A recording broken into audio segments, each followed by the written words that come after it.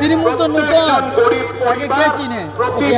নতুন কোনো কিছু কাম দেবে না, এবার আমাদের পদগুলো আমরা ইয়ে করেছি। হ্যাঁ দেবে, মোদী সরকার আমাদের লাগে, কারণ ফ্রিতে চাউল ডাল সব কিছু আছে।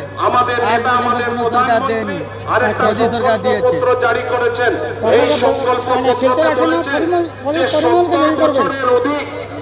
এটা তো পরিবর্তে ক্যান্ডিডেট যেই হোক না কেন, আমরা তো ক্যান্ডিডেটকে ভোট দিই, আমরা দলকে ভোট দিচ্ছি, আমরা দলকে ভোট দিচ্ছি, আমরা প্রধানমন্ত্রীকে ভোট দিচ্ছি।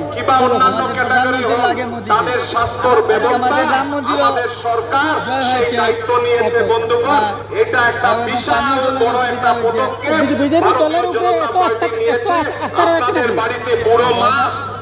বিজেপির সরকারে এত কি করেছে যে আপনারা ওনাকেই ভোট দিবেন? আমাদের উন্নয়ন কি করেছে? আমাদের যে রাম মন্দির যেটা আছে বহুত পুরানা, এটা আমাদের জন্মভূমি রামের, এইটা যে কাইন্ডে ইয়ে করছেন, যে সমাধান করছেন, ওটা লাগে আমরা খুব খুশি হয়েছি।